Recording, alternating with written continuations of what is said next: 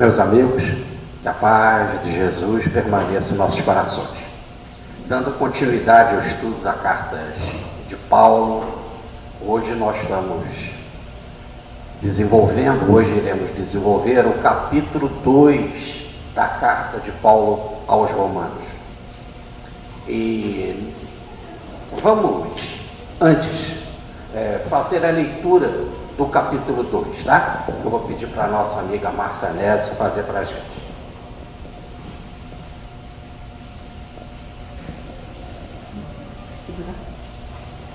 Romanos 2. Portanto, és inexcusável quando julgas, ó homem, quem quer que sejas, porque te condenas a ti mesmo naquilo em que julgas a outro. Pois tu que julgas fazes o mesmo. E bem sabemos que o juízo de Deus é segundo a verdade sobre os que tais coisas fazem. E tu, ó homem, que julgas os que fazem tais coisas, cuidas que, fazendo-as tu, escaparás ao juízo de Deus? Ou desprezas tu as riquezas da sua benignidade, e paciência e longanimidade, ignorando que a benignidade de Deus te leva ao arrependimento? Mas, segundo a tua dureza e teu coração impenitente, entesouras ira para ti no dia da ira e da manifestação do juízo de Deus, o qual recompensará a cada um segundo as suas obras, a saber, a vida eterna aos que, com perseverança em fazer o bem, procuram glória, honra e incorrupção.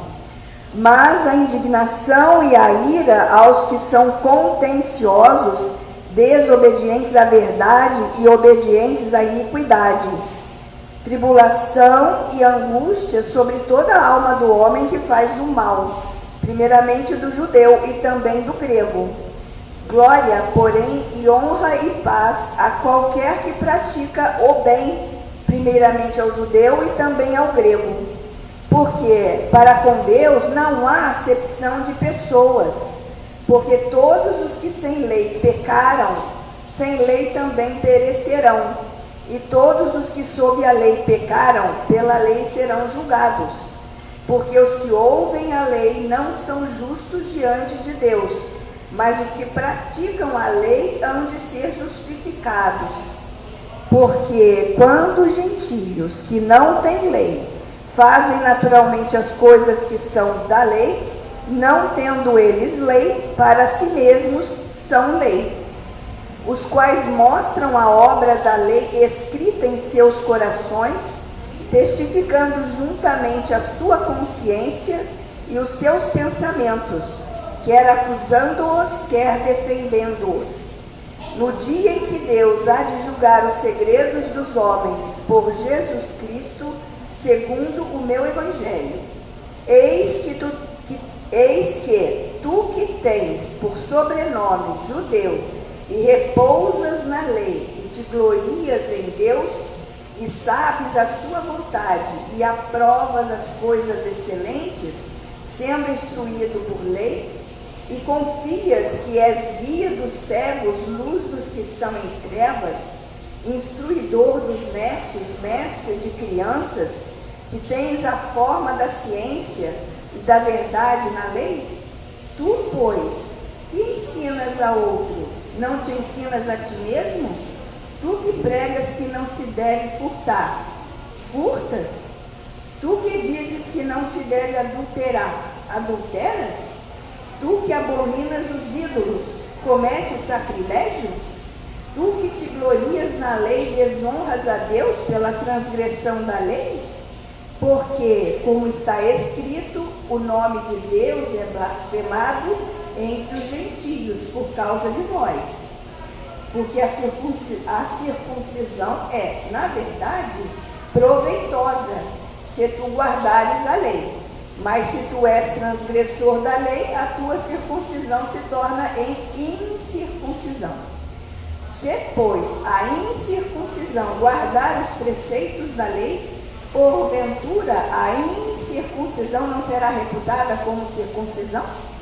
E a incircuncisão, que por natureza o é, se cumpre a lei, não te julgará porventura a ti, que pela letra e circuncisão és transgressor da lei? Porque não é judeu o que o é exteriormente, nem é circuncisão a que o é exteriormente na carne, mas é judeu o que o é no interior, e circuncisão a que é do coração, no espírito, não na letra, cujo louvor não provém dos homens, mas de Deus. Muito bem. Então, esse é o segundo capítulo da carta de Paulo aos Romanos. Paulo só vai entrar no motivo preciso daquilo que ele se propõe como salvação a partir do capítulo 3, que ele vai dar essas bases. Mas o que ele disse no capítulo 1 e no capítulo 2? Vamos fazer, e o que nós vamos estudar no capítulo 2? Né? Vamos fazer uma pequena síntese. Paulo escreveu a carta aos Romanos quando ele se encontrava na cidade de Corinto. A cidade de Corinto é uma importante cidade grega e que a cultura grega e a devassidão com relação aos deuses gregos eram bastante evidentes. Paulo também tinha passado por Atenas e viu o quanto ele foi desmerecido em Atenas. Em outros lugares, Paulo era apedrejado. Em Atenas, os filósofos, aqueles que se diziam sábios, doutores, quando ele falou de Jesus e da ressurreição de Jesus, eles disseram: sobre esse assunto vamos te ouvir outra hora.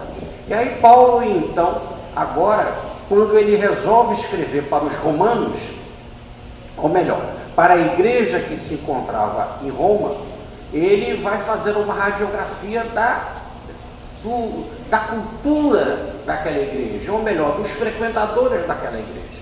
Ali frequentavam então romanos e também judeus, que poderiam ter nascido em Roma ou não. Aqueles que eram romanos ou gentios que haviam sido convertidos, eles tinham uma cultura grega, porque quando Roma invadiu a Grécia, trouxe a sabedoria grega para a cultura romana. Então, os seguidores da igreja, os chamados gentios da igreja cristã de Roma, eles tinham uma cultura grega. E também frequentavam a igreja cristã de Roma, judeus que haviam se convertido ao cristianismo. E cada um tinha uma cultura, cada um tinha uma opinião diferente. Paulo vai fazer uma síntese nesta carta dessas duas culturas. Ele vai tratar isso no capítulo 1 e no capítulo 2. No capítulo 1 ele falou dos gregos, no capítulo 2 ele vai falar da cultura judaica. E a partir do capítulo 3 ele vai trazer à baila a figura de Nosso Senhor Jesus Cristo, como sendo, podemos dizer, algo novo, um novo testamento, uma nova mensagem que deveria unificar aqueles dois conceitos e além, trazer algo novo, algo transformador, a manifestação verdadeira da mística, a verdadeira transformação do homem interior, do homem baseado na fé, na sintonia com Deus, na sintonia com Jesus. E Paulo vai apresentar aquilo que ele chama nessa carta que acabou de ser lida, o chamado meu evangelho. Naquela época não tinha o evangelho escrito de Mateus, Marcos, Lucas e João. Nós estamos na década de 50 do cristianismo. O que se tinha, sim, era o evangelho de Mateus, mas só não há historicidade no evangelho de Mateus. Né? Era aquilo que se chamava os oráculos do Senhor, que eram nada mais, nada menos do que discursos de Jesus em termos doutrinários, e não da história em si do evangelho. Então, por isso que Paulo vai falar nesta carta do meu evangelho. O meu evangelho não quer dizer que ele, Paulo, tinha um evangelho. Tanto que ele vai dizer, o evangelho é a mensagem de Jesus que está no meu evangelho. Quer dizer, aquilo que eu estou passando para vocês, diferente daquilo que outros queriam passar. Aqueles que eram gentios queriam apresentar um Jesus de uma forma. Aqueles que eram judeus queriam apresentar Jesus de outra forma. E Paulo tinha a dele. E que ele diz, como nós vimos no início da carta, do capítulo 1, foi revelado a ele, pois ele foi chamado por Jesus. Como na estrada de Damasco, Ele pergunta o que eu devo fazer, Senhor, né? E o que queres que eu faça, Senhor? E é apresentado, então, a mensagem de Jesus para ele. É esta mensagem que ele vai colocar como a mensagem da salvação. Mas isso nós vamos ver no capítulo 3. O que nós vimos no capítulo 1? Paulo está falando do princípio da consciência. Ele diz que os gregos tinham consciência. Todos os homens têm consciência. Pergunta 621 do livro dos Espíritos. Aonde está a lei de Deus? Na vossa consciência. Se a lei de Deus está na nossa consciência, o que aconteceu para que a gente precise, então, de mensageiros, de missionários? Porque vocês esqueceram e desprezaram. Então o homem ficou ignorante. Mas ficou ignorante por quê? Porque desprezou a lei. Mas ele tinha capacidade para não desprezar a lei, para compreender a lei, sim, porque ele tinha o princípio da consciência. A consciência dava para ele a razão plena para ele ver que Deus é o condutor da matéria.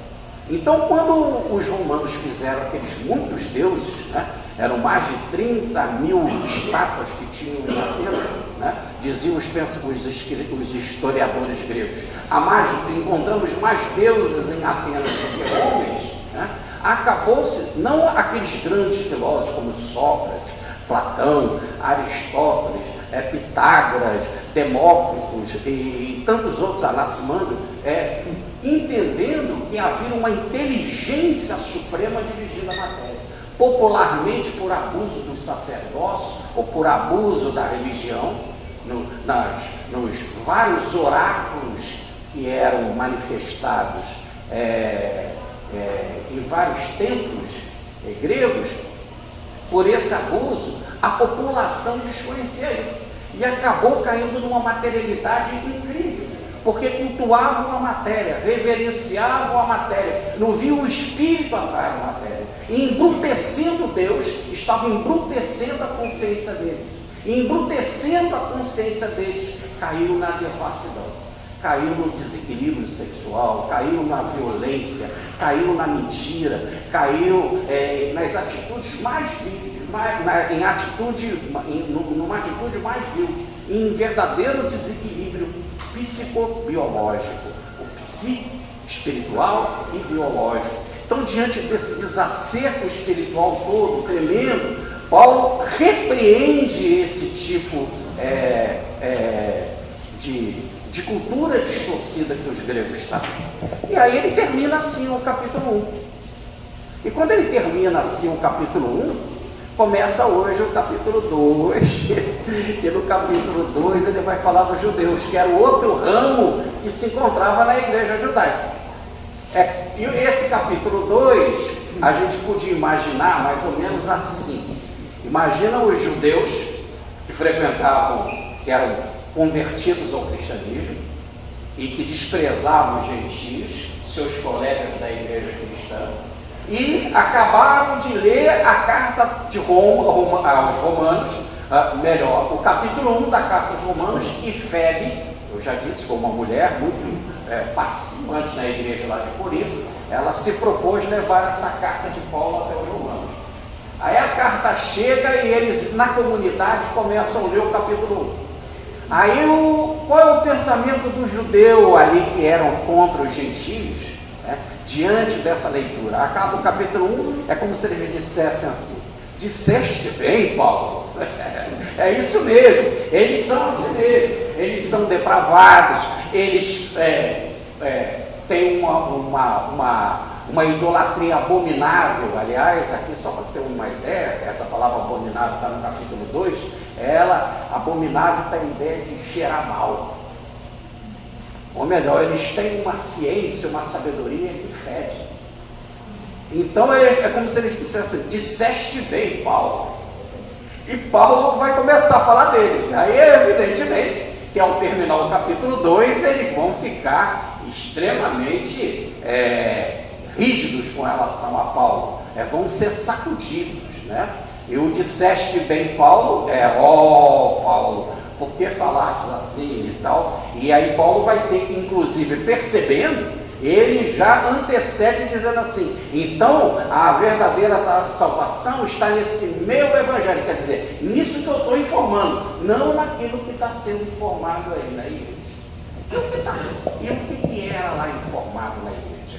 Que os gentios, eles eram ignorantes, que os gentios não tinham a lei de Deus revelada, que os gentios não pertenciam à raça de Abraão, logo eles não tinham o sobrenome de judeu.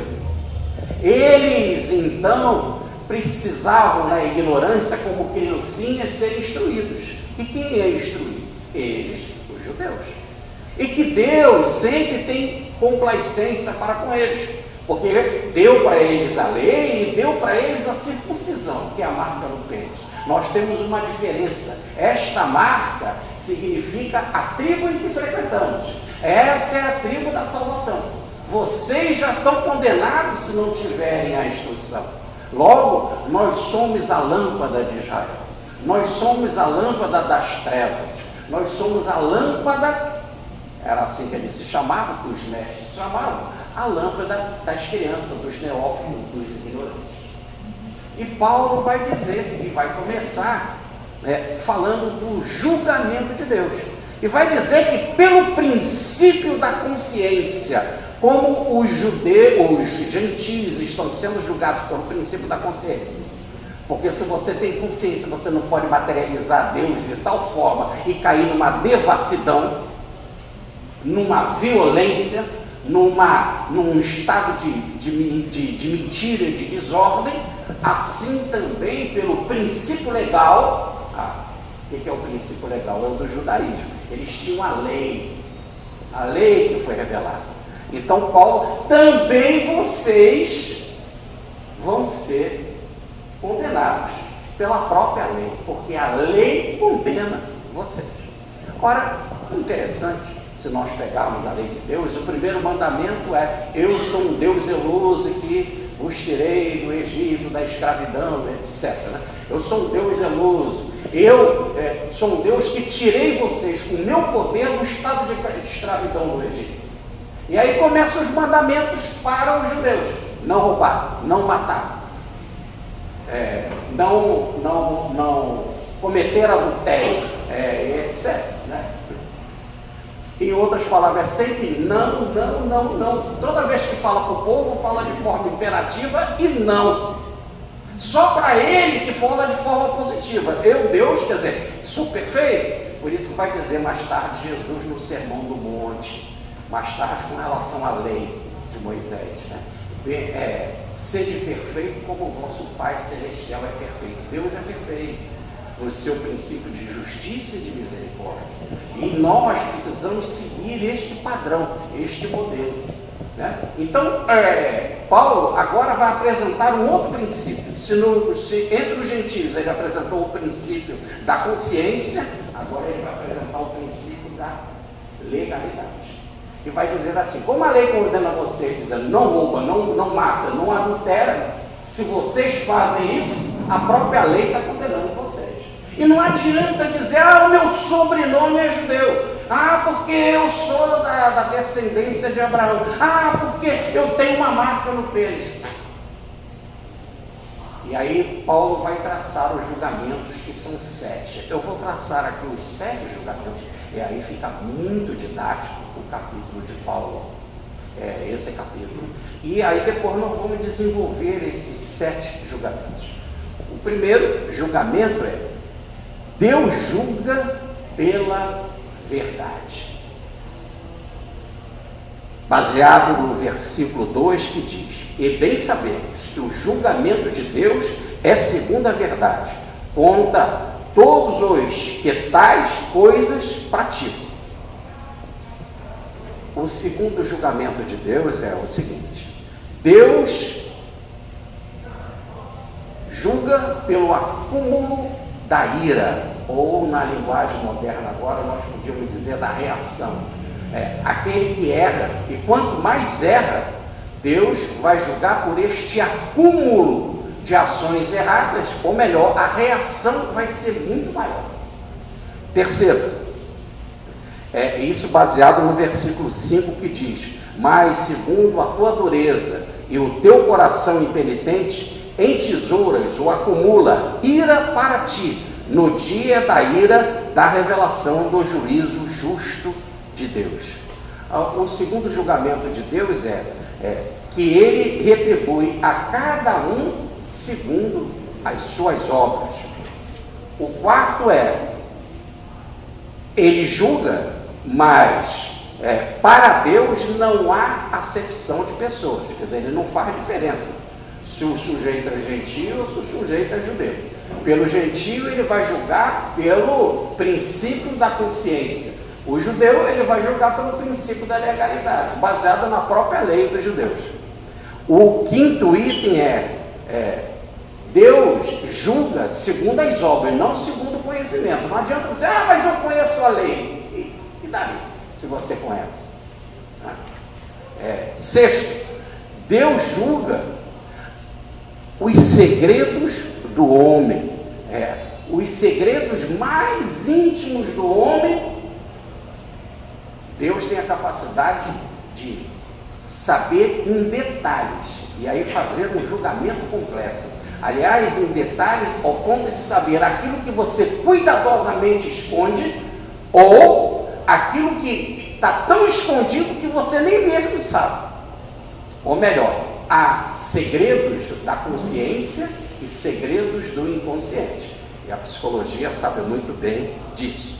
E por fim, o sétimo julgamento é que Deus julga pela realidade e não pela profissão de fé ou a profissão religiosa. Quer dizer, pouco importa o tipo de religião que você tem ou que você diz que tem. Isso não te traz vantagem absolutamente nenhuma. É como hoje nós disséssemos assim, eu sou católico, eu sou protestante, eu sou espírita, eu sou budista, sou isso ou aquilo. Pouco importa. Deus não julga pela religião. Sendo assim, vamos para a primeira passagem em que diz, que começa ele no versículo 1. Por isso, então, judeu, não há defesa. Não há defesa. É indesculpável. Não tem defesa. Se você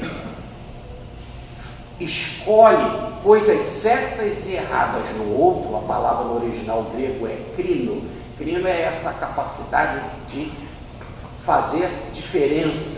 E se você diferencia ao ponto de dizer que o gentio é errado e que você é certo, não tem defesa para você, porque essa sua forma, todo aquele que julga será julgado.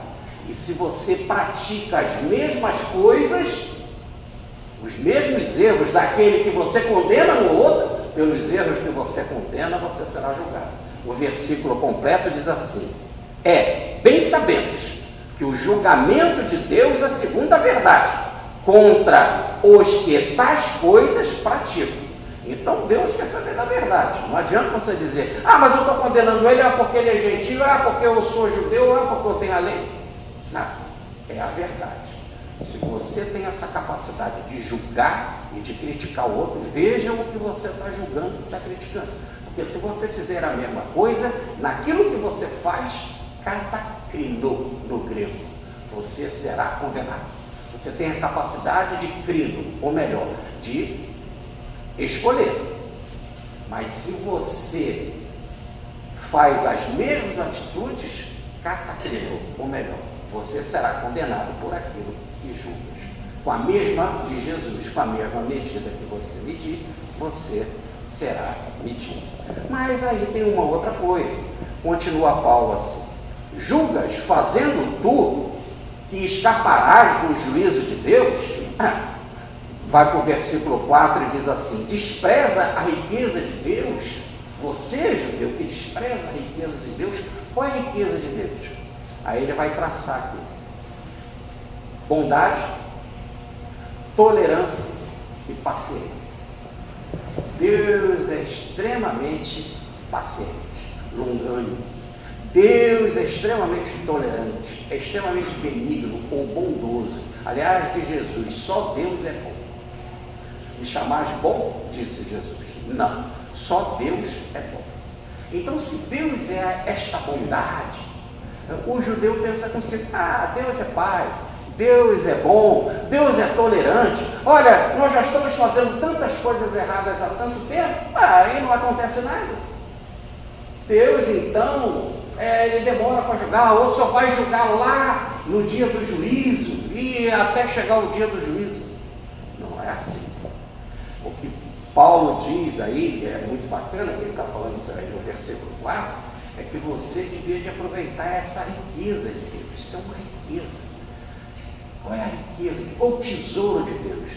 É que Ele é bom, é que Ele é paciente, é que Ele é tolerante. Porque dentro do princípio divino, há o chamado livre-arbítrio que Ele dá para o homem. E o homem, com seu livre-arbítrio, tem o direito de escolher caminhos. Ele não pode ser um robô.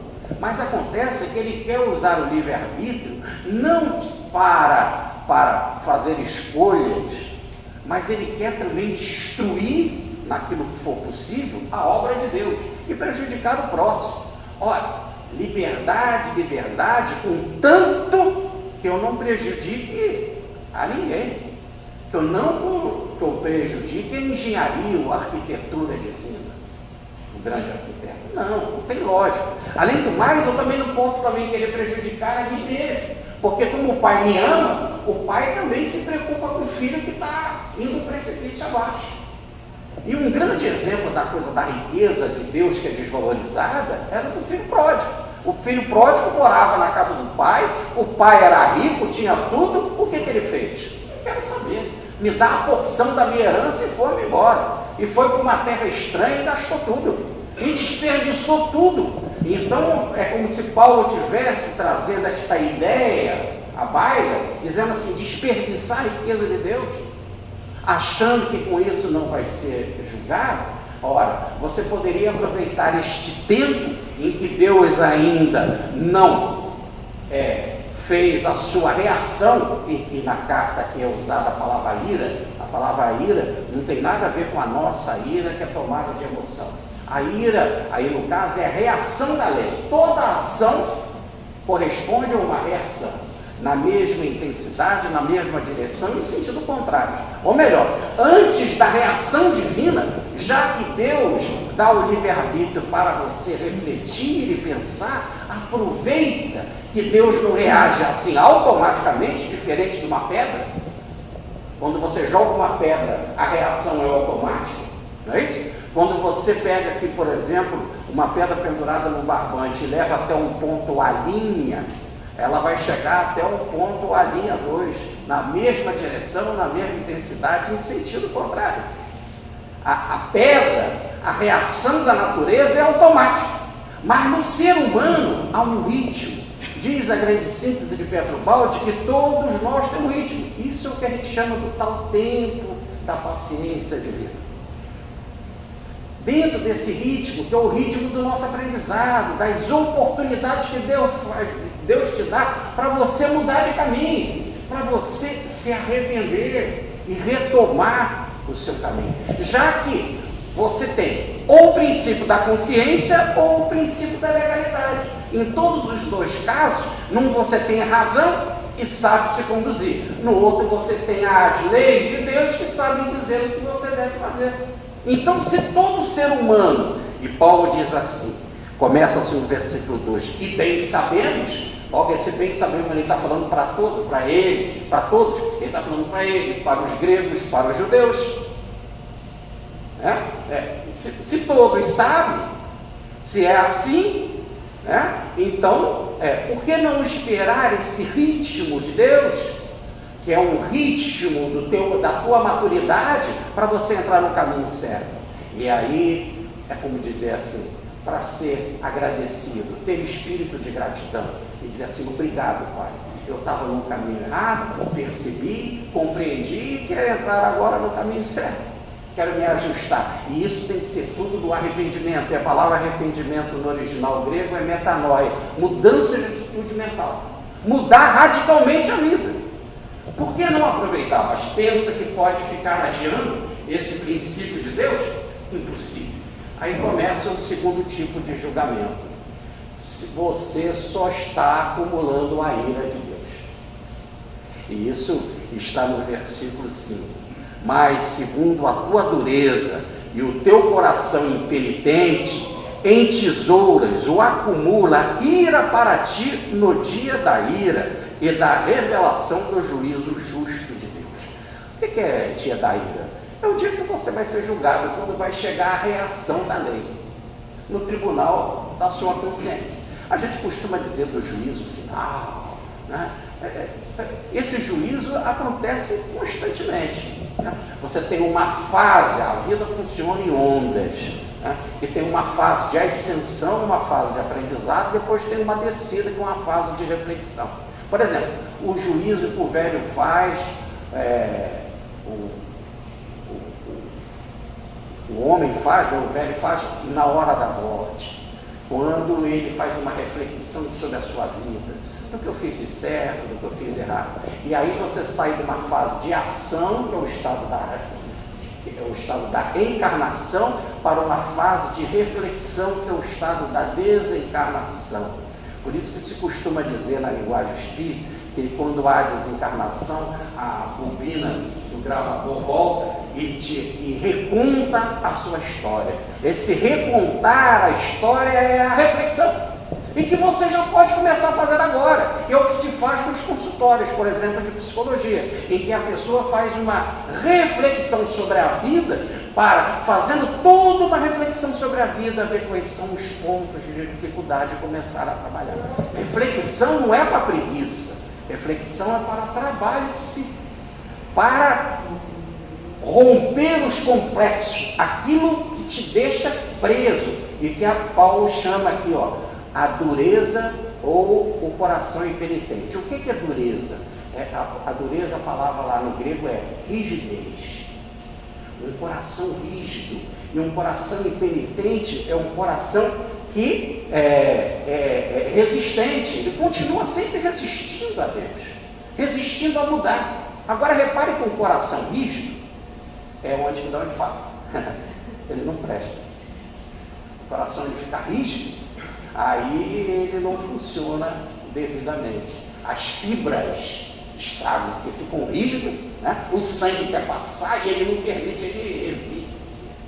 Agora imagina o coração, é símbolo do homem interior. O coração é o homem interior, o homem em essência, é o espírito. Imagina um espírito, um ser humano, na sua essência resistente, rígido, e que diz, não, eu sou assim, eu penso assim e não vou mudar. Então, nesse exato momento que ele é assim, que ele é rígido, ele só vai acumulando problema, ele só vai acumulando placas no coração. Entendeu? Isso aí são placas no coração. Em 2002 eu vi bem o que era isso, quando eu infartei. Aí só tem um jeito, depois botar mola e abrir. Quando chega o dia da reação, não tem jeito, né? E aí liberam essa sobrevida. Você vai ter uma oportunidade botando as molinhas, os estentes, para abrir e deixar o sangue circular. Agora, tem gente que espiritualmente é assim, é rígida, e é teimosa, e não quer mudar. E aí ela só vai acumulando o quê? Ira, trocando com a linguagem moderna, só vai acumulando reação. Quando a reação chegar, na hora em que a onda da ação passar e começar a dar reflexão, ou melhor, termina a onda da ação e começa a dar reação, aí vem pesado. Por isso que você diz, mas aquele cara está sofrendo tanto. E tem outros que estão também na dor, porque todos sofrem, todos têm dificuldades, né? Todos nós passamos pela nossa queda, que nos pertence, mas independente disso, tem gente que está flagrante. Você olha e vê que está passando por uma expiação ou por uma reação violenta. E não pensa que você é melhor que ele. Muito pelo contrário. Está vendo quanto ele está sofrendo? Está fazendo isso porque merece. Não, todos nós merecemos a mesma coisa. Talvez no momento estejamos com o coração um pouco mais flexível e devemos ver na dor do outro um aprendizado para nós, porque senão, diz Jesus, ó raça Quem vos autorizou a pensar que com vocês não poderia acontecer coisa pior? Quando aquele muro caiu de Jerusalém e aqueles homens foram massacrados, né? E que morreram vários soterrados, e eles disseram, qual foi o pecado que eles fizeram? Outros foram levados para o templo, eram rebeldes, e Pilatos mandou degolar todos eles. E aí os judeus perguntaram, o que eles fizeram? E Jesus disse, homem, por que pensam que tem um pecado menor ou não tem pecado? E que eles são culpados e vocês não. E aí continua Jesus, com vocês poderá acontecer coisa maior, pior, se nós não tivermos um olhar de misericórdia. Porque o outro que sofre é para dizer, você sofre porque você merece. A lei é assim, todos que estão sofrendo estão num processo de aprendizado, estão num processo de dor, estão num processo de resgate. Vamos falar melhor sobre isso. Mas é para a gente traçar aquilo que o Evangelho fala, do amor.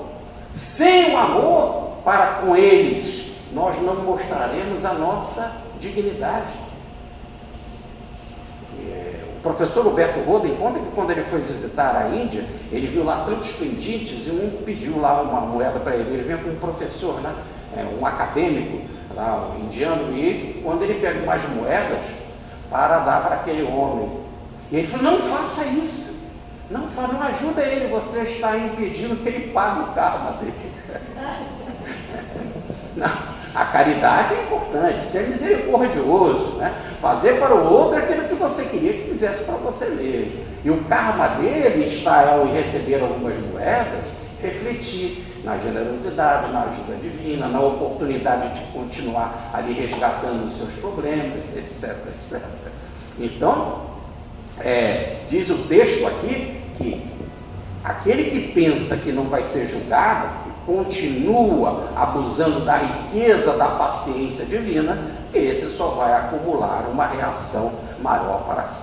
Aí vem o terceiro julgamento que Paulo diz assim, então como é que Deus julga?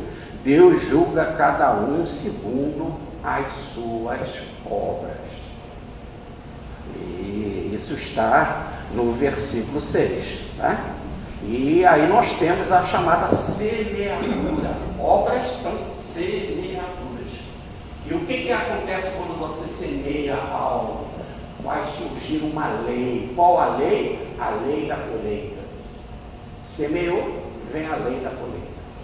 Tudo aquilo que você semeia. E se eu não semear? Vem a lei da colheita do nada. E não tenta fazer isso. É muito pior. Porque, ou antes, como diz o Apocalipse, ou quente ou frio, ou plantando coisas boas ou plantando coisas ruins, porque o morno vomitarei da minha boca, dá náuseas. Então, o texto é que Deus julga cada um segundo as suas obras, e essa é a lei da colheita. E aí nós temos três grandes formas de juízo divino, e todos esses juízos são terapêuticos e pedagógicos. Deus não castiga ninguém. Então esse é o primeiro ponto.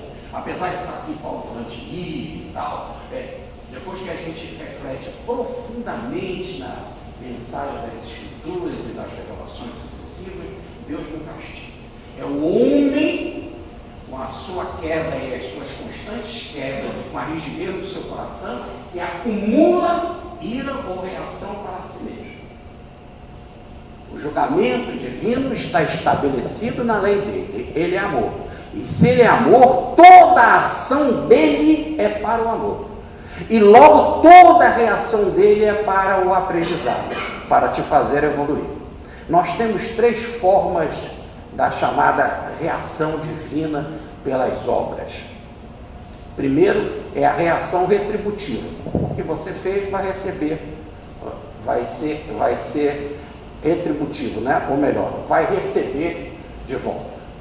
Então são os errinhos comuns da vida, aqueles erros normais, fez erros comuns, vai ter que pagar por erro comum, né? Deixou a panela ligada, a panela vai queimar, pode ter incêndio, Então, esse é o erro comum. Aquele erro que muitas vezes eu fiz isso porque não sabia, etc.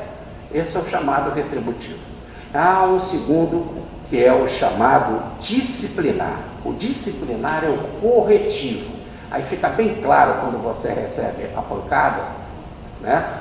ou a tribulação, ou a angústia de volta, é que fica bem claro que o que você fez merece disciplina. É aquele professor que vai te corrigir com mais dureza, com mais rigor. E por fim, todo juízo leva a uma restauração, ou melhor, é o estado restaurador, que é um processo da vida, já que nada pode ficar estagnado, então toda vez que vem uma reação, é para te restaurar. Você imagina uma obra que ficou estragada. A obra é para ser perfeita, e ela ficou estragada. Agora tem que ser aquela obra, por exemplo, imaginemos um quadro ou uma obra de arte. Ela precisa ser restaurada. Quebrou um dedo, quebrou uma perna, tem que restaurar. Assim com a gente está acontecendo isso. Esse daí é o regeneração. A palavra regeneração, da instituição que nos abriga, né? Tem que regenerar, tem que fazer outra vez o conserto. Então toda a reação da lei visa esse regenerar. E regenerar para te levar até o estado de salvação. Você vai sendo regenerado até ficar salvo, ficar perfeito. Muito bem. E o que é salvação? A palavra salvação é o mesmo radical da palavra saúde. Então nada mais é do que voltar a ter saúde outra vez. Hoje você é um doente, você é um enfermo, o seu corpo é dependente, o seu corpo, se ficar 2 dias sem beber água, começa a pifar e você morre, sem não comer você acaba, tudo fica velho, vai acabando, você pode esticar daqui, pode esticar de lá, que vai voltar a ser pó, né? As doenças vão chegando, a idade vai chegando. Até eu queria que vocês me contassem isso, que eu não sei como é que é esse negócio de idade, chegar, a pessoa sentir dor, é dor na coluna, é dor na batata da perna, é calo, é uma opção de coisa que vai surgindo, é cabelo que vai caindo, e tudo vai acontecendo. Nós somos enfermos. E essa enfermidade também é a enfermidade psíquica. Nós temos medo, nós somos inseguros, nós somos covardes, nós não conhecemos o nosso destino, nós não sabemos nos guiar sozinhos. E aí o que é o regenerar? Por isso que todos nós estamos passando por esse processo da reação divina. Deus vai reagindo através da evolução. O que é evolução? Uma reação da lei, para que eu saia do estado potencial, fechado em mim mesmo, latente, e desabroche. Como se fosse uma mão de bronze, abrindo ali o nosso interior, nos abrindo para cada vez mais, como se fosse uma rosa, para que o botão se transforme numa rosa aberta, perfumada, bonita, né? Então, o processo da evolução é essa reação da lei que quer te abrir, que quer te restaurar, que quer te fazer saudável outra vez, perfeito, harmonioso. É o filho pródigo que volta à casa paterna. E aí diz Paulo no versículo 7, o que você tem que buscar? A vida eterna. A vida eterna não tem absolutamente nada a ver com a imortalidade. Até para os nossos irmãos evangélicos, que diz que um dia uma alma pode ser perdida e nunca mais ir para o céu, ou os nossos irmãos evangélicos que diz que uma alma pode ir para o inferno e ficar lá eternamente, independente disso, ela é imortal. Ou vai ficar perdida para sempre, ou vai ficar no inferno para sempre, isso na linguagem dos nossos irmãos. Então, pouco importa. Vida eterna não tem absolutamente nada com imortalidade. Por isso, mas já está na imortalidade, porque tudo está na imortalidade. O que é essa palavra da vida eterna? No original grego, a vida eterna tem a ideia de imanência. Você tem a vida divina imanente, ou melhor, dentro de você. E você está agindo como Deus. O que Deus é em si? Ele não depende de nada. Não tem nada que possa prejudicar Deus. Não tem nada que falte nele. Ele é completo. Essa é a vida plena, a vida feliz, a vida harmoniosa. Aquela em que disse Jesus: eu e o Pai somos um. Eu estou no Pai e o Pai está em mim. Quando você está nessa harmonia com o Pai, nesse exato momento você está na vida eterna. Ou melhor, você passa a ter as qualidades do Pai, porque nós somos filhos de Deus, e não recebemos aquilo que Deus tem. O que era natural, é engraçado isso, né? Eu tenho 2 filhos, o Lucas e o Pedro, e tudo que eu tenho, a minha casa, as comidas que tinham lá em casa, que tem na geladeira, o meu carro, meu carro, a gente é meio vaidoso. Então tudo que é nosso pertence aos filhos. Ora, se Deus é em si mesmo alguém que é completo em si, alguém que não precisa doar para viver, alguém que só está na vida, alguém que não fica caduco, alguém que não fica enfermo, por que os filhos dele ficam assim? É o contrário. Então, o que se Paulo está querendo é que a gente busque, e está falando aí que só tem um jeito: buscar esta vida verdadeira, harmoniosa, em reequilíbrio, ser realmente um filho de Deus. Olha como Jesus fala, quando eles disseram, porque nós somos filhos de Deus, e Jesus de filhos de Deus, vós sois filhos do diabo. Não que o diabo fosse alguém que existisse, é que a palavra diabo quer dizer oposição. Vós sois filhos da resistência, da oposição à vontade divina. Tudo aquilo que Deus quer, Ele age com amor, a gente não age com amor.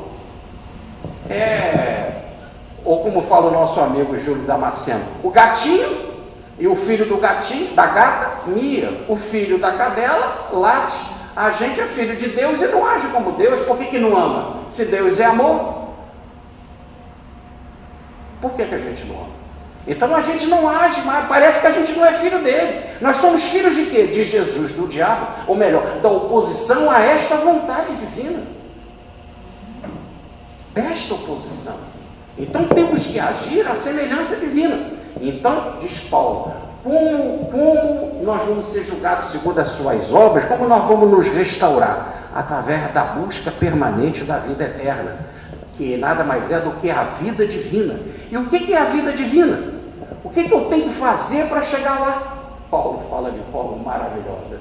Se você quer saber o que faz para adquirir essa vida perfeita, persevere no bem. Só tem esse caminho. Perseverar no bem. Mas o que é o bem? Se você é gentio, olha no princípio da consciência. Se você é judeu, olha no princípio da legalidade. O que a lei diz? Cumpra a lei. Ama o teu próximo como a ti mesmo. Faz isso e irás para a vida plena, para a vida perfeita. Então é a prática constante do bem, perseverante. Olha como Paulo fala, a prática perseverante. E aí o cristão, ele tem algo muito interessante. Ele já sabe qual é o modelo. Pergunta 626 do Livro dos Espíritos. O modelo é Cristo. Então ele tem isso daqui como um ponto fixo. Esse é um ponto fixo. Ou melhor, ele tem isso aqui como um alvo. Como a mosca que ele quer atingir. E ele está aqui. Ele é um eu pequeno ainda. E ele tem que traçar essa trajetória. Para chegar aonde? De progresso em progresso, a estatura Cristo. A gloriosa estatura Cristo. E ele vai traçando, mas ele já tem um modelo. Se ele não tivesse o modelo, ficava difícil. Mas Paulo diz, vai praticando bem, perseverando no bem. Um bem menor que você faz aqui, depois aqui você já vai fazer um bem maior, aqui você já vai fazer um bem maior, aqui você já vai fazer um bem maior, até chegar àquele bem Cristo. Quando ele diz, de forma maravilhosa, amai-vos uns aos outros como eu vos amei. Que por enquanto o meu bem é amai-vos uns aos outros. Amai o próximo como a si mesmo. Em que eu sou o modelo. Amai o próximo como a si mesmo, eu sou o modelo. Agora como Jesus fala, amai-vos uns aos outros como eu vos amei. Aí é como ele fez. Então diz Paulo, vai perseverando no bem, até que quando eu chegar neste nível do amor crístico, ou melhor, que eu me cristificar, ser um alter Cristo, um alter Cristo, eu vou ter a vida de Cristo. E o que é a vida de Cristo? Uma vida independente, que não dependia de nada. Está faltando pão, é pão para todo mundo, ainda sobrava os cestos. Tem mar agitado, dava um nó e um silêncio nas ondas. O caminho era pelo mar, andava sobre o mar. Está faltando peixe, é peixe para todo mundo, ainda sobrava. Tinha tudo, tem tudo. E tudo aquilo que eu faço, não sou eu que faço, é o Pai, é Deus, é o Pai que está em mim, no meu interior, e faz as obras. Eu e o Pai somos um, eu estou em sintonia com Ele. Essa é a grandeza que eu tenho que chegar, essa é a vida do Cristo. E a vida tal, que quando foram jogá-lo o precipício abaixo, ainda não era a hora dele, ele saiu da mão deles e foi embora em Nazaré. Ainda não era chegada a hora. Ele diz no capítulo 7, eu tenho a minha hora. No capítulo 7 de João.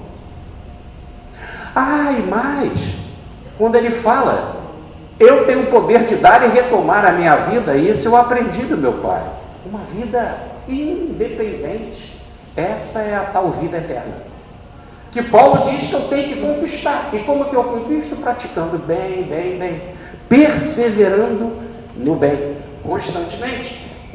E aí, eu vou conseguir o quê? 3 coisas, diz Paulo. Eu vou conseguir glória, vou conseguir honra e vou conseguir incorrupção. Glória, melhor. Serei luminoso, serei belo, serei bonito. A beleza faz parte da evolução. Então, ficando bonitinho, né? Então, terei glória, serei espírito luminoso, tipo os serafins, os anjos, os arcanjos, né? Honra. Qual é a maior honra que um espírito pode ter? É a dignidade de filho de Deus. Qual é a honra? Tem gente que tem a coisa de falar de honra, né? Por que você fez isso com essa mulher? Matei por honra. Isso é um desequilíbrio tal, imenso. Mas a verdadeira honra que as pessoas falam assim, sabe com quem está falando? Sabe de quem eu sou filho? Agora imagina quando você chegar à dignidade de ser realmente filho de Deus e manifestar todas as qualidades de filho de Deus e ter a porção da herança divina, como o Senhor fala na parábola do filho pródigo, o filho que volta para a sua casa. Meu filho, tudo que é meu é teu.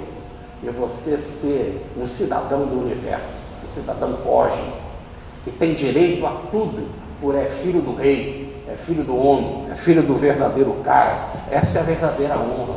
E por último, você vai ser incorruptível. Ou melhor, incorruptível não tem nada a ver com o corrupto de roubar essas coisas aí da política. O corruptível é que você não cairá na corrupção, de você ser corrompido, de você ter uma vida doente, uma vida enferma, uma vida de morte, de desequilíbrio, de falta de conhecimento. Não, você vai ser incorrupto, ou melhor, extremamente harmônico, saudável. Muito bem. E aí diz Paulo, tem muita gente que resiste a isso tudo. Em vez de ir praticando bem, para ter uma vida eterna, para buscar glória, honra e saúde plena, tem muita gente que resiste. E aí, nesse caso, diz ele, são aqueles que têm o espírito, olha que legal, faccioso, ou de contenda. A palavra no original é faccioso. Faccioso no sentido de facção. E quase sempre quando você está numa facção, você é violento, né? Uma facção é um espírito partidário, um espírito dividido, em que você se acha melhor que o outro. Faccioso dá a ideia de ego autocentrado. E não existe nada pior do que essa autocentralização, em que o eu está no teu umbigo e você acha que o centro da vida é você. Em vez de você ser o eu em harmonia com todos os outros, você quer que todos os outros se voltem a você. Aí você abusa das mulheres, abusa do divórcio, abusa da briga, abusa do seu poder, abusa porque você tem força física, abusa das regras divinas, e você acha que você é o melhor, que você é o que está certo, que tudo tem que ser voltado para você, isso é o máximo do egoísmo. E o que é o egoísmo? É a doutrina do ego. Como tem o catolicismo, que é dos católicos, o espiritismo, que é dos espíritos, o protestantismo, que é dos protestantes, tem o egoísmo, que é do ego. Essa é a pior de todas, é a grande doença, que é a doutrina do próprio eu, em que você acha que a única coisa que está certa, é você. E você quer que tudo gire em torno de você para a sua vantagem. Agora mesmo, um político que estava passando pela situação de prisão, disse há pouco tempo, há um mês mais ou menos atrás, na televisão, algo muito triste. Mas por que o senhor fazia isso? Por que o senhor era corrupto? Por que o senhor queria tanto dinheiro, mas já tinha tanto, já pegou? Por que o senhor queria mais? Eu falei, é um vício. Eu queria mais, não me sentia bem fazendo isso. Eu até acredito que ele falou isso com dor. Em todo caso, não sabemos e também não podemos julgar. Porque toda vez que você julga, diz Paulo no primeiro versículo, você vai condenado na mesma coisa, se faz o que é igual. Mas eu só estou dizendo da situação. Por que você faz isso? Já não bastava, já não basta. Não basta. Pedro Baldi vai explicar. É a psicologia da insaciabilidade humana. Você nunca fica satisfeito. Nunca. E como o universo é infinito, você sabe que tudo que você tem está muito aquém do infinito. E a sua luta é contra Deus. Por isso, num espírito diabólico, filho do diabo é aquele que é o próprio diabo, numa força diabólica, filho de alguma coisa é aquele que traz a qualidade do filho. E então o filho do diabo é o próprio diabo em si, em que o sujeito não fica satisfeito, ele tem Deus como opositor. E por enquanto que ele não te tomar o universo todo para ele, o que é impossível, ele não fica sossegado. Então, essa situação toda, esse espírito faccioso, faz com que ele fique, então, diz o pastor Russell Norman Chapo, num ego sem escrúpulo. Olha que legal, né? Ele fica num ego sem escrúpulo, aonde que ele não quer saber de Deus, ele não quer saber do próximo e nem de si mesmo, porque ele não sabe para o inferno que ele está se metendo psicologicamente. Falamos aqui de um inferno psicológico, em que para onde ele vai, ele leva essa insatisfação. E aí diz Paulo que a consequência vai ser fatal. Ele vai passar por tribulação e por angústia. Vamos ver o que é tribulação. Tribulação, no grego, são todos os ataques externos da vida, são todas as reações externas, de problema de saúde, de você ficar com uma deficiência física, uma deficiência orgânica, de perder recursos, de perder dinheiro, de perder casa, e etc., de perder a esposa, de perder filhos, não ter felicidade, nesse sentido de perder o seu emprego, e etc., etc. Essas são as chamadas tribulações físicas, mas há algo pior do que tribulação física. São as angústias.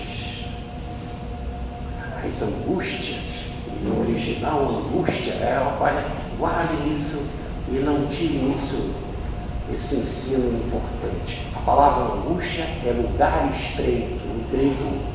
A palavra no grego, angústia quer dizer lugar estreito. O sujeito está trancafiado, ele se sente no lugar estreito, ele se sente apertado.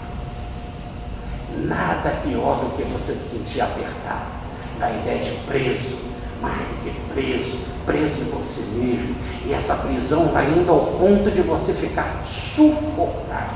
Vai ficar de tal forma estreito que você fica sufocado. É a dispneia. E não há maior dispneia do que quando você não tem Deus.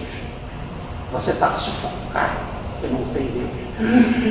Você quer respirar, como diz Santo Agostinho, você olha para frente, para trás, para o lado, para onde você olha, você não vê satisfação e aquilo vai te apertando, vai te incomodando, destomagem aquilo de forma extraordinária. É a alegria do respirar. Respirar, gente. Só aquela pessoa que está nesse sufoco sem respirar, quando você dá um ar para ela, a alegria volta. Não é isso? Assim é quando é o sujeito que está angustiado. Ele perde a alegria, ele se sente trancafiado. Mas quem está fazendo isso tudo é ele. Mas por que ele está fazendo isso tudo com ele mesmo? Porque ele não está seguindo o normal da vida, que é buscar a vida ampla, a vida plena. A vida tão plena que é fruto da perseverança no bem. E por enquanto que ele não for aumentando a sua quantidade de bem, ele não chega a essa vida plena. E ele, então, em vez de buscar glória, em vez de buscar a honra da dignidade de ser filho de Deus, em vez de buscar a saúde plena, incorruptível, ele busca para ele dificuldade, tribulações e angústia. Paulo vai falar agora do quarto tipo de julgamento. Deus julga. Para Deus não há acepção de pessoa, é o versículo 11. Aí chegamos ao quarto forma de julgamento. Ele não faz acepção de pessoa.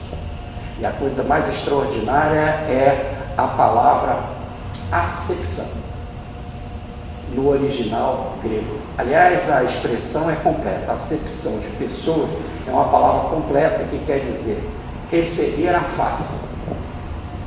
Receber a face. E receber a face é não olhar para a face. Ou melhor, não olhar para a aparência, não julgar por aparência. Tem tanta gente que julga pela aparência. A aparência que é importante. Ela tem aparência porque ela é branca.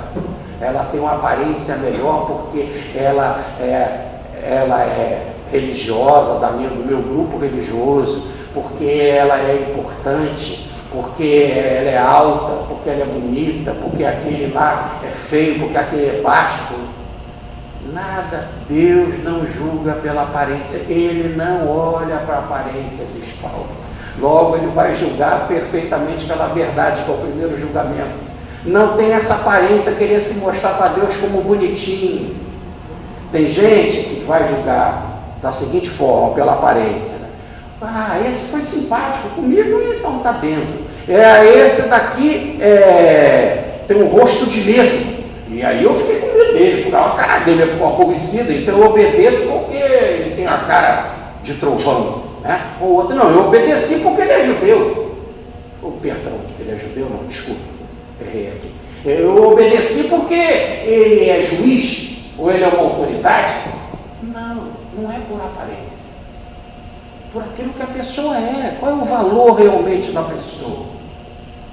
Então não adianta você dizer que você é judeu, porque você é de uma raça melhor, porque você tem uma marca no pênis. Olha aqui, Deus, levantar a túnica e falar, olha meu pênis, eu sou da raça menina, aquela raça em que você é o Deus. Não adianta nada, absolutamente nada. Guarda esse negócio aí. Porque, continua Paulo, né? No versículo 12, porque todos, existe o sem lei e os que têm lei. Ou melhor, os sem lei são os gentios, os com lei são os judeus. Mas todos vão ser julgados. E aí, significa o seguinte: se você não agir bem com a sua consciência, pelo princípio da consciência, você vai perecer. Se você não agir bem com o princípio da sua lei, o princípio legal, você também vai perecer. Todos serão julgados. Não tem essa de aparência. Se você é gentio, vai ser julgado pelos princípios que você conhece. Se você é judeu, vai ser julgado pelo princípio que você conhece. Não tem distinção. E continua Paulo, né? E diante dessa situação, a única coisa que tem é ser verdadeiro.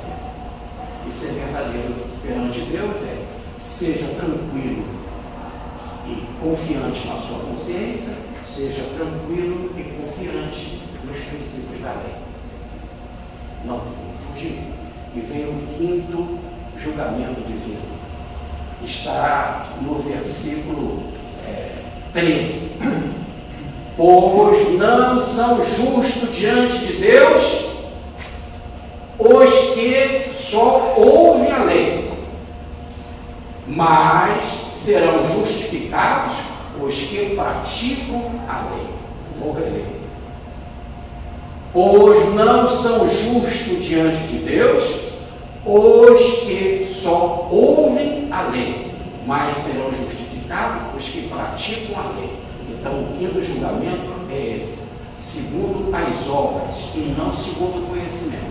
Não adianta você chegar dizendo: não, mas eu conheço a lei, eu conheço a Bíblia, eu conheço o livro dos Espíritos, porque eu sou doutor, eu sou advogado, eu sou engenheiro, eu conheço essas leis, eu conheço.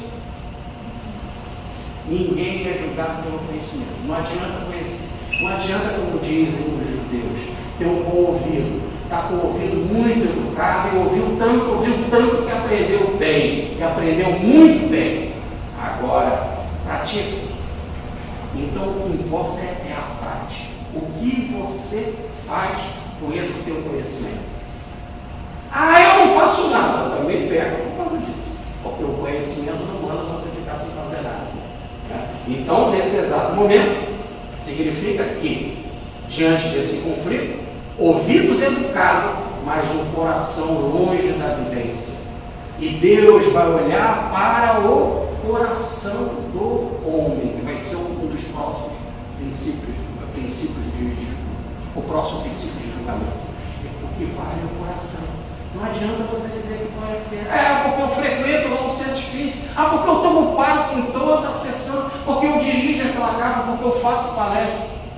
Porque eu estudo palestra. Escutar palestra é pior do que fazer palestra, que é ruim, tem que ficar aguentando os caras lá. Não importa, aí você pode até chegar: eu vi todas as palestras do Jorge. E daí? Praticou? Só vale a prática. Então, continuando, Paulo falando no versículo 22. O gentio, então, sem lei, faz e que faz as obras da lei, ele para si mesmo é lei.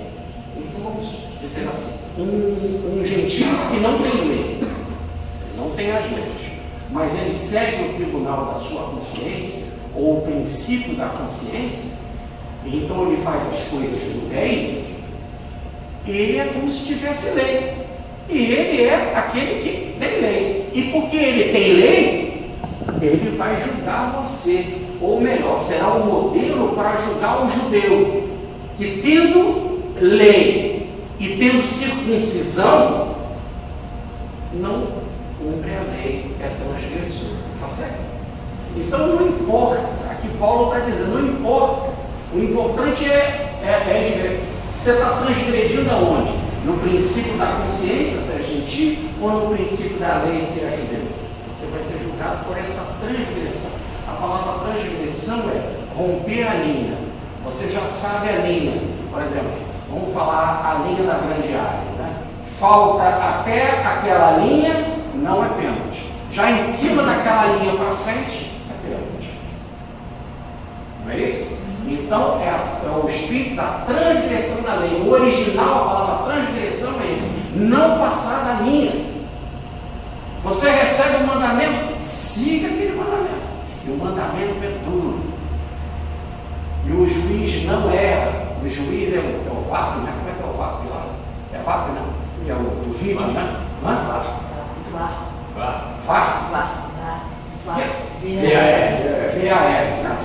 VAR, isso. Né? É o juiz do vídeo.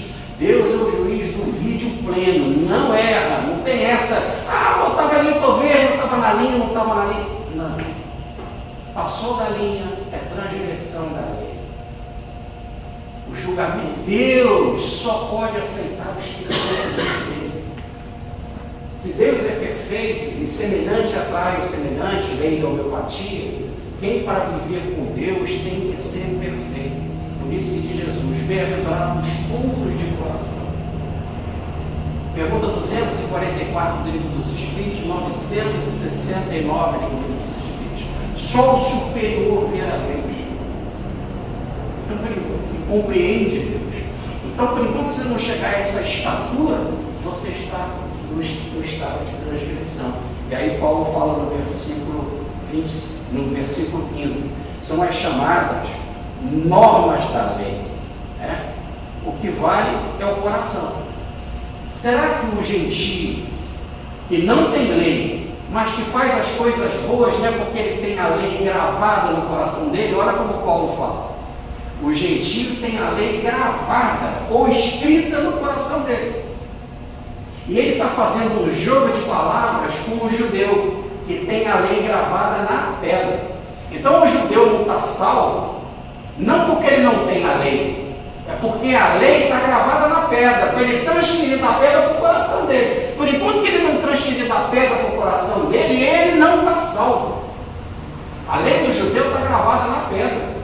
Mas não é a pedra que vai ser salva, e nem a pedra foi salva. Quem quer ser salvo é o judeu. E o judeu só será salvo quando ele transferir a lei da pedra para o coração dele. Aí diz Paulo, se um gentio cumpre o bem, é porque ele tem a lei gravada no coração dele. Agora, se ele não cumpre, significa que ele tem a lei gravada lá nos deuses de pedra dele. O que vale, então, não é porque você tem os deuses ou porque tem a lei nas pedras. Aliás, não faz muita diferença se você cultua os deuses ou só cultua aquela pedra da lei. Apesar da pedra da lei te dá muita instrução, mas se você não passar para o seu coração, não adianta nada. É o contraste que Paulo faz. Depois vem o sexto julgamento de Deus. Diz ele, Deus julga olhando os segredos dos homens. Versículo 16. Então diz Paulo, o julgamento atinge o segredo dos homens. E o que é atingir os segredos dos homens? Não tem nada oculto a Deus. Não adianta você andar vestido de judeu, cumprir a lei, ir todo sábado na sinagoga, fazer os jejuns naquele dia, fazer carinha de triste quando está jejuando. Não adianta nada. Aliás, dos 10 mandamentos de Deus, eles criaram 613. Um 248, tu não podes, tu deves fazer, e 365, tu não podes fazer. São muitas regras. É muito difícil ser um judeu perfeito, harmônico. Mas se você fizer tudo isso, toda a aparência externa, toda, lavar a mão antes de comer, respeitar o dia de sábado, etc., todas as regras, não roubar, não matar, não cobiçar a mulher do próximo, honrar pai e mãe. Poxa, eu fiz tudo. Tem algo que te falta. Você tinha vontade de fazer isso?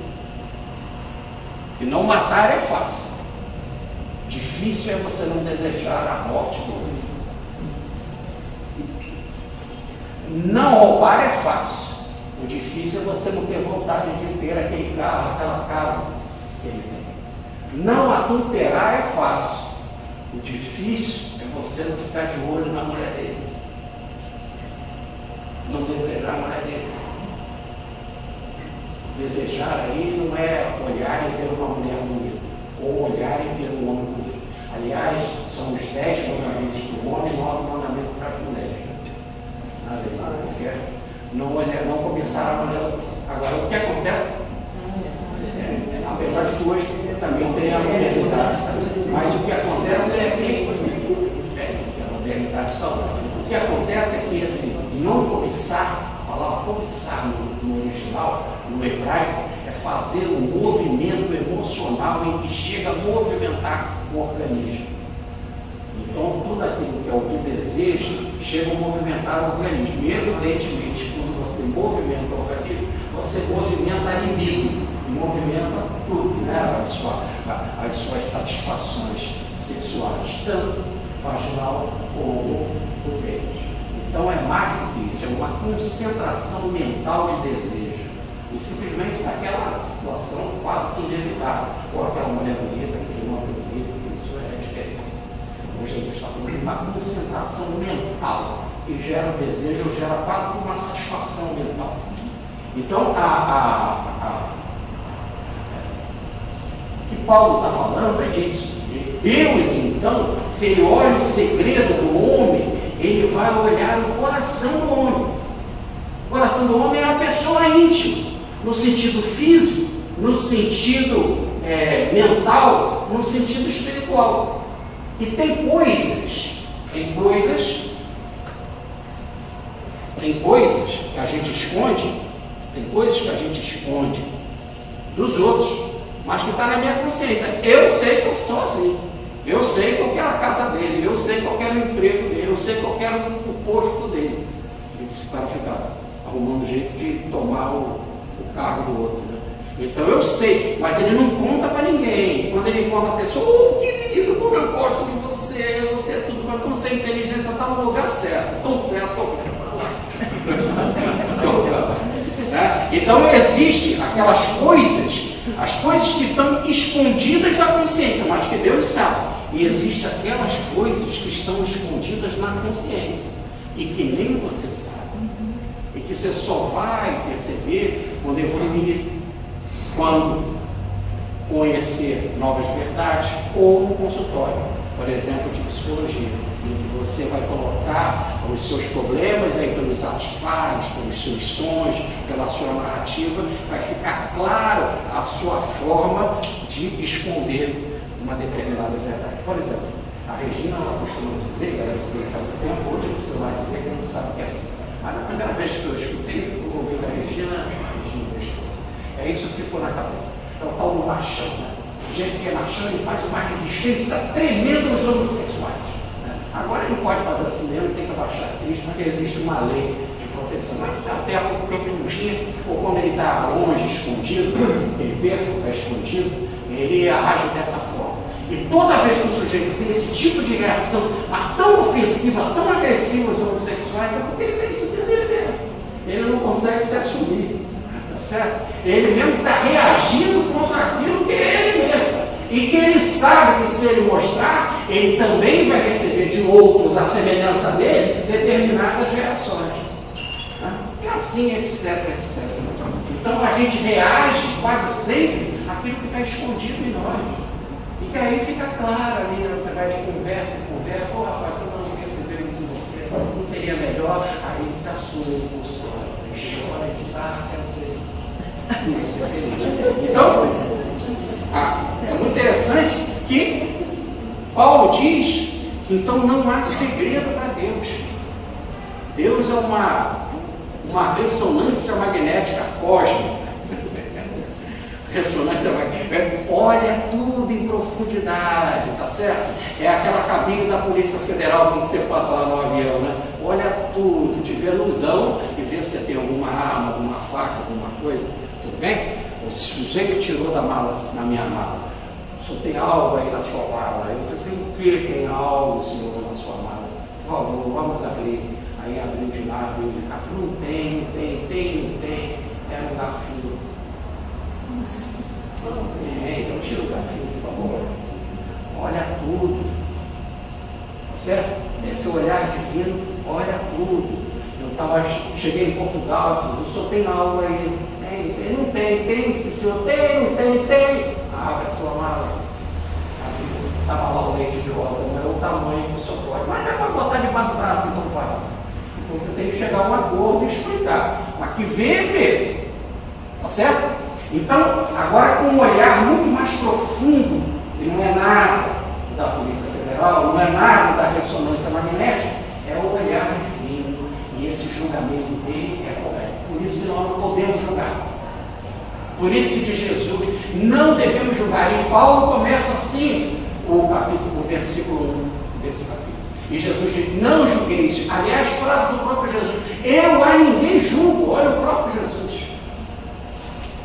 O julgamento cabe a Deus, só Ele olha assim nessa profundidade. Maria canta lá no Magnífico, como está registrado no Evangelho de Lucas, ela na alegria na casa de Isabel, ela faz uma prece, a minha alma engrandece o Senhor e o meu espírito exulta em Deus, meu Salvador. Ela faz uma radiografia extraordinária da situação, quando ela diz, é Deus que faz o poderoso descer do trono, É Deus que eleva os humildes. Então não é você que tem que julgar, fazer o outro descer e você achar que você deve subir.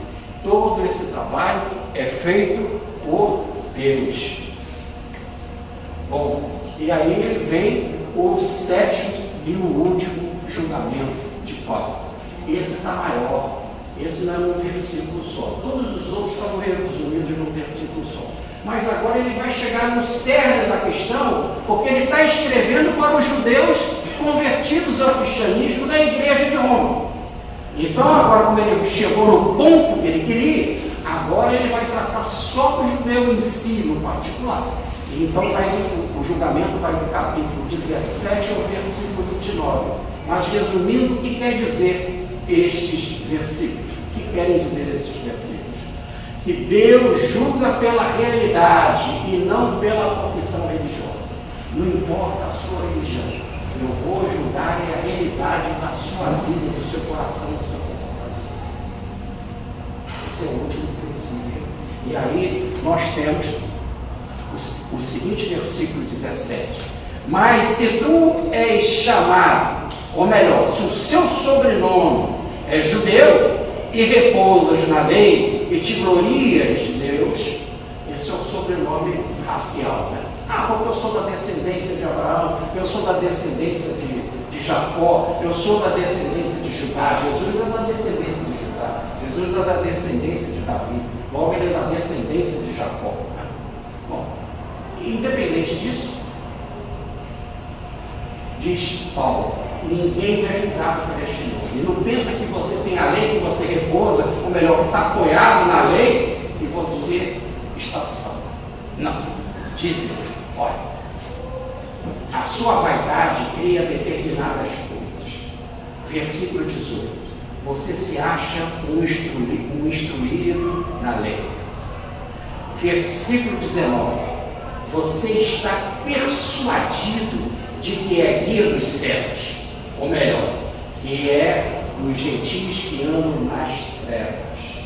Mais que isso, você se acha um mestre, e ele chamava a si mesmo de lâmpadas de luz, lâmpadas santas e lâmpadas de Israel.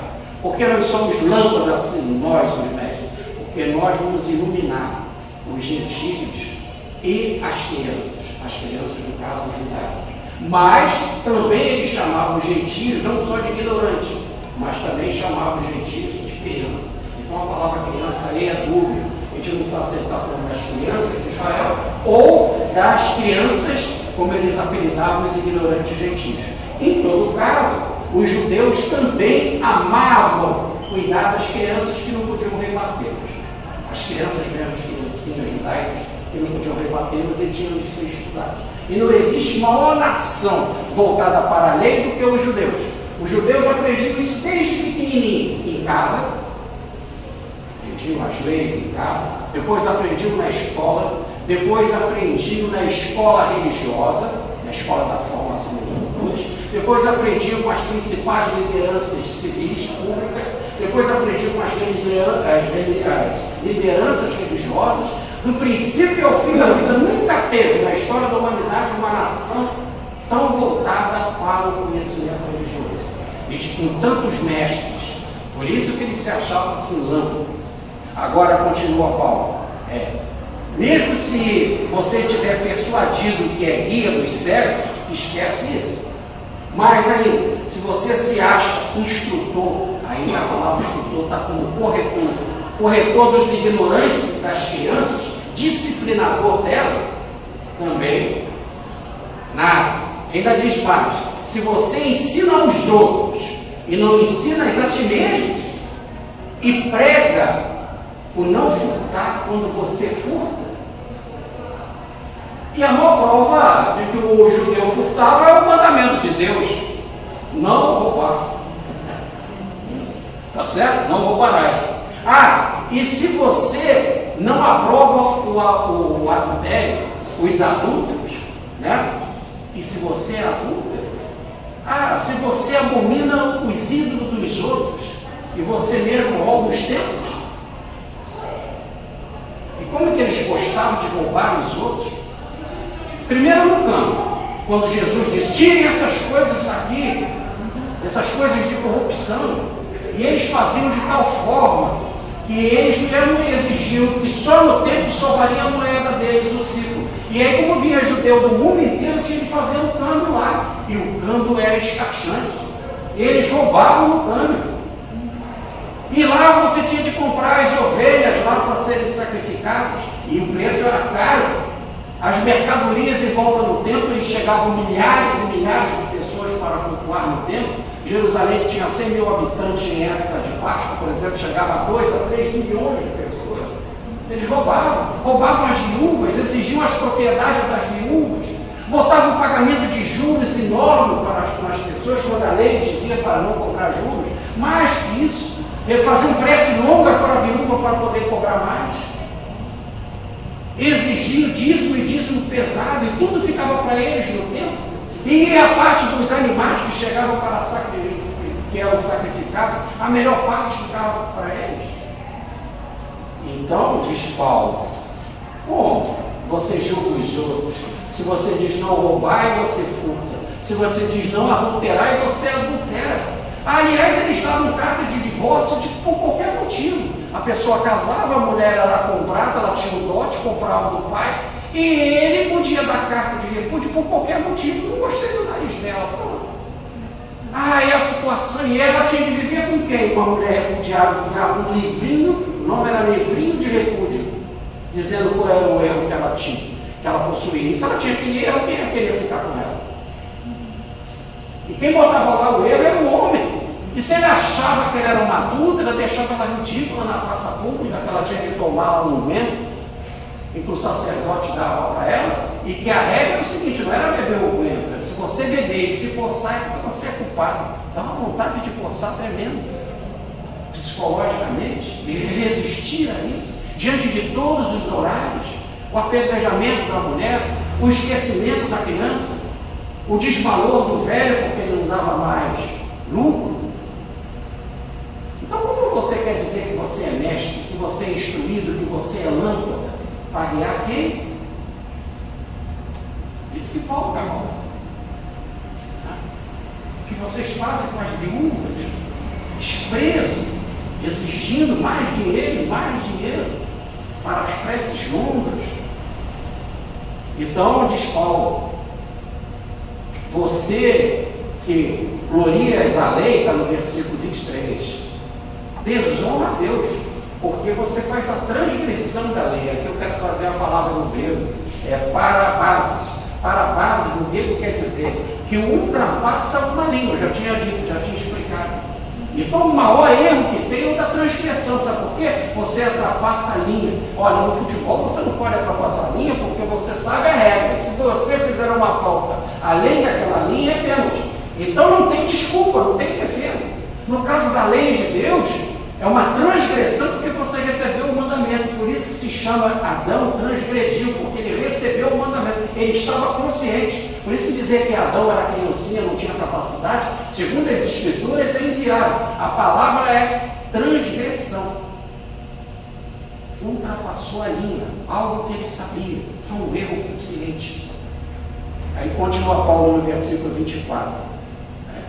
É culpa dos judeus, então, que o nome de Deus é ridicularizado. Todos ficam blasfemando o nome de Deus por culpa de vocês, porque vocês não têm um comportamento ético, exigem as coisas dos outros e não cumprem. E é verdade mesmo, né?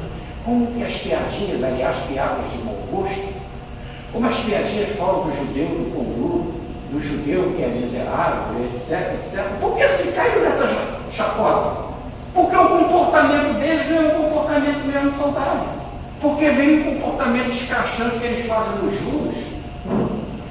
Então, por causa disso, diz Paulo, vocês fazem assim, então, é lógico que nós estamos falando aqui do judeu, nós estamos falando de forma geral. A salvação veio dos judeus, Jesus era judeu, todos os apóstolos eram judeus, Maria era judeu, nós não estamos falando do povo como si. Está se falando daquela instituição judaica que quer se impor em termos de verdade perante as outras instituições do mundo. E achar que só ela, a instituição judaica, é a verdadeira, é a correta.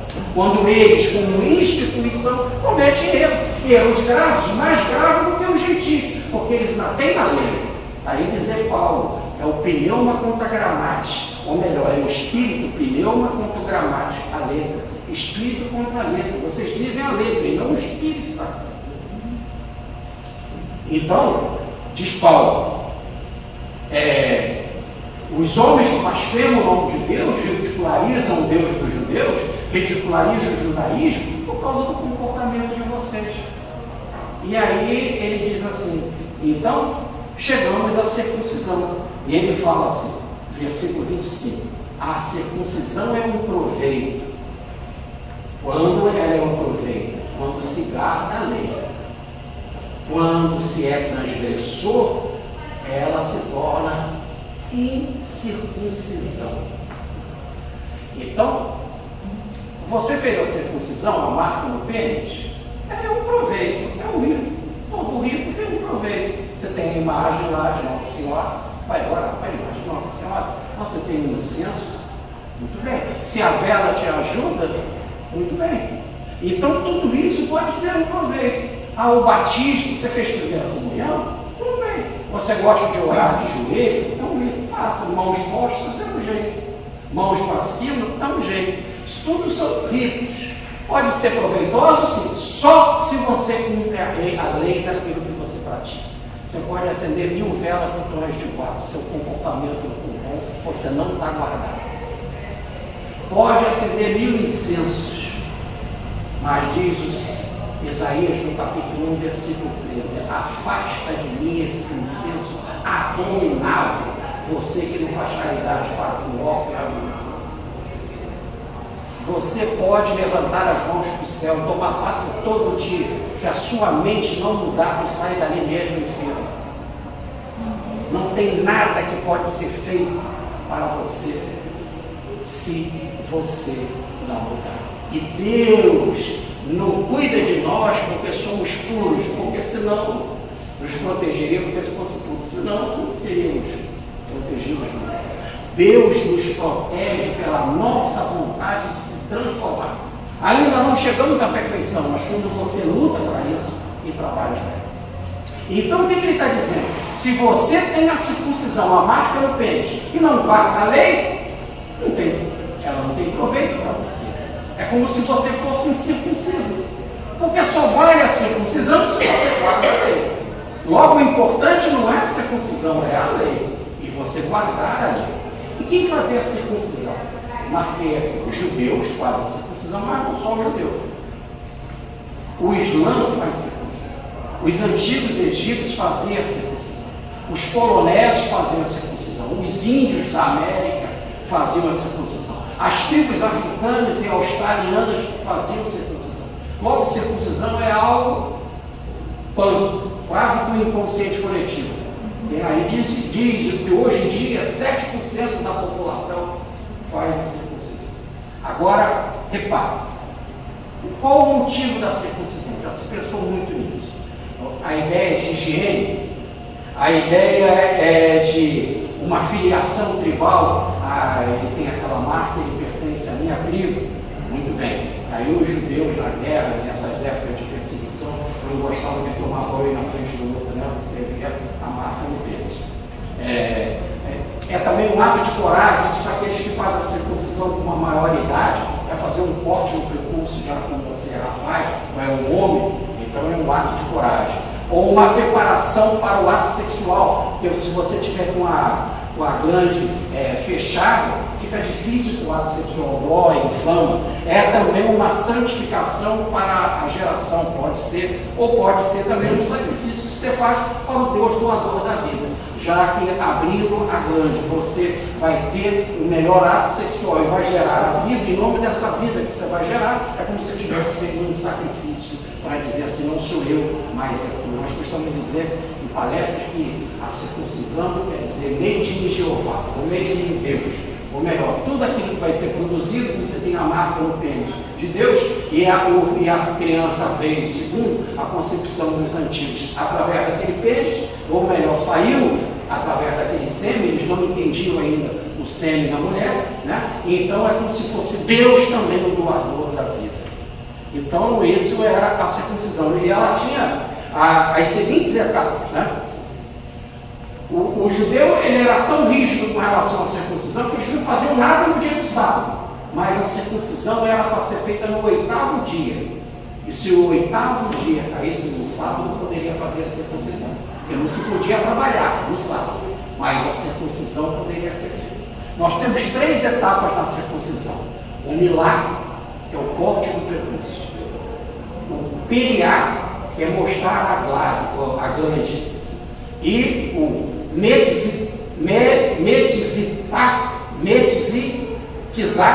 metizitizar, que é parar o derramamento de sangue. Então é cortar o prepúcio, mostrar a glande e parar o derramamento de sangue. Isso se fazia com bênçãos antes e depois, com orações antes e depois do ato, e dava naquele momento o nome para a criança. Foi aí a surpresa. Zacarias, que estava mudo, né, o pai de João Batista, quando ele deu o nome do menino João Batista, e ele disse: mas nome estranho, esse nome não tem na tua família. Ele disse: não, mas é o nome que o alto me deu para colocar. E então também Jesus, no 8º dia, foi circuncisado e recebeu o nome Jesus, que Maria e José receberam no plano espiritual. E, por fim, fazia uma refeição festiva. Aí tinha uma festinha para celebrar ali aquela circuncisão. Mas, diz Paulo no versículo 26, a incircuncisão, aquele que é incircunciso, por exemplo, o gentio, ele não tem circuncisão. Mas se ele guarda a lei, é como se ele tivesse a circuncisão. Mas aonde? No coração dele. No versículo 27, Paulo vai dizer assim: e ele, então, porque guarda a lei no coração, ele é circunciso no coração, vai julgar você que tem circuncisão e tem a letra e não cumpre a letra, e não é circunciso no coração, é só na carne, e por causa disso é incircunciso no coração. Por fim, Paulo vai dizer: não é judeu, versículo 28, não é judeu aquele que é exteriormente. Porque eu sou da descendência de Abraão. Se é exteriormente, você não é judeu. Também, se você disser: eu tenho circuncisão, se é só exteriormente, você não é circuncisão. Então, o que Paulo diz? Último versículo, versículo 29. Só é judeu aquele que é interiormente. Só é circuncisão aquela que é do coração. O que vale é o espírito, não a letra, não a carne. Então, só é judeu aquele que é interiormente. Só é circuncisão aquela que é no coração. E por fim, Paulo dá um show de cultura, terminando com a seguinte frase, no versículo 29. O louvor não provém dos homens, mas de Deus. O que isso quer dizer? O louvor não vem dos homens, mas de Deus. Porque a palavra louvor, ou que gera o louvado, louvor é a Judéia, é a terra do louvor. A palavra Judéia quer dizer louvor. A palavra Galileia quer dizer jardim fechado. Logo, a palavra, aquele que vive na Galileia é o judeu, é o que vive na Galileia. É o que vive na Judéia, é o judeu. Se Judéia quer dizer louvor, o judeu que vive no louvor é o louvado. Louvado. E Paulo vai dizer: o louvor não provém dos homens, mas de Deus. Ele é louvado. E isso para fazer um jogo de palavras maravilhoso com um verdadeiro descendente. Jesus é descendente de Judá, por isso que diz que Jesus é da tribo de Judá. Recordando a vocês, Abraão gerou Isaac, Isaac gerou Jacó, Jacó gerou 12 filhos. O primeiro é Rubens, o segundo é Simão, o terceiro é Levi, o quarto é Judá. Os 3 primeiros não entraram para a genealogia porque erraram, tiveram erro. Entrou o quarto, que é o Judá. E Jesus é da tribo de Judá. Judá é judeu. A palavra Judá quer dizer judeu. Judá é igual a judeu. Tudo bem? Judá é judeu. E quando a Jacó reuniu os seus filhos, e já estava para morrer Jacó, e reuniu os 12 filhos e deu a bênção para os filhos. E aí a primogenitura ficou para Judá, ou melhor, a herança ficou para Judá, que é o quarto filho. Ele diz: Rúben não pode porque vendeu o irmão José.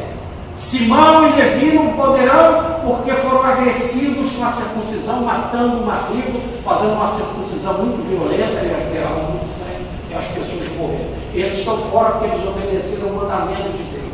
Vai ficar o quarto que é Judá. E ele foi dando, mesmo assim, ele foi dando bênçãos para cada um. O último capítulo, capítulo 49, é o penúltimo capítulo do Gênesis, da Gênesis, que é o primeiro livro da Bíblia, é a bênção de Jacó para os seus filhos. E quando ele está dando a bênção para Judá, ou melhor, para o judeu,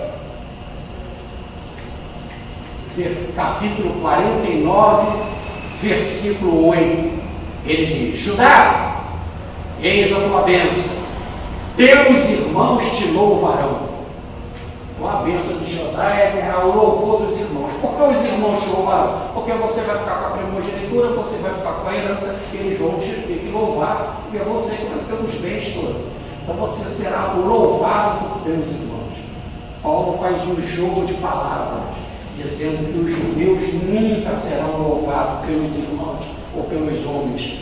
Um judeu verdadeiro que só é, não pelo sobrenome, mas interiormente, só há judeu interiormente, só há circuncisão lá do coração. Então, ele termina assim: o louvor não provém dos homens, mas de Deus. Ou melhor, só será verdadeiramente um judeu aquele que Deus louvar. Ou melhor, aquele que Deus diz: seja bem-vindo, és verdadeiramente meu filho, um cidadão cósmico. Muita paz,